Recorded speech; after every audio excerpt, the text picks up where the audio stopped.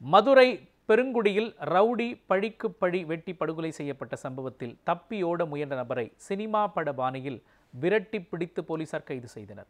மதுரை பெருங்குடி பகுதியைச் சேர்ந்த கருமலை மற்றும் அவரது நண்பர்கள் ஆகிய இருவரும் சேர்ந்து பெருங்குடியைச் சேர்ந்த முனீஸ்வரன் என்பவரை வெட்டி படுகொலை செய்தனர். இதற்கு பழிக்கு பழி வாங்கும் விதமாக முனீஸ்வரனின் அண்ணன் தங்கேஸ்வரன் அவரது நண்பர்களுடன் சேர்ந்து கருமலை மற்றும் அவரது நண்பரை வெட்டி படுகொலை செய்தனர்.